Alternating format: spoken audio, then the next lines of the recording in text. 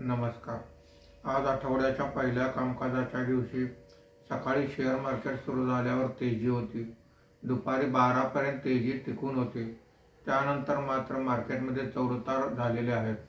आज मार्केट बंद होताना सेन्सेक्स हा 62 पॉईंटने घसरून 80,365 वर बंद झालेला आहे.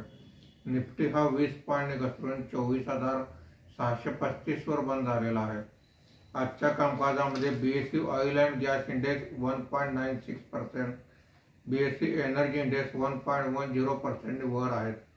बीएसई आयटी इंडेक्स 0.25% खाली आहे. बीएसई मिड कॅप इंडेक्स 0.34% वर आहे. बीएसई स्मॉल कॅप इंडेक्स 0.17% खाली आहे.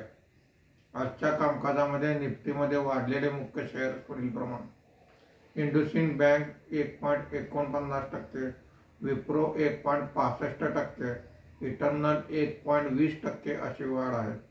आज निफ्टीमध्ये घसरलेले मुख्य शेअर्स पुढीलप्रमाणे: axis bank 1.89%, Maruti Suzuki 1.85%, doctor Reddy's lab 1.48% अशी घसरण आहे. आज एफआयआयने 2832 कोटी रुपयांची विक्री केलेली आहे. देशीय वित्तीय संस्थांनी 3846 कोटी रुपयांची खरेदी केलेली आहे. रुपयाच्या दरात 4 पैशाची घसरण झाली असून मार्केट बंद होताना रुपयाचा दर हा 88.76 रुपये प्रति डॉलर असा होता. धन्यवाद.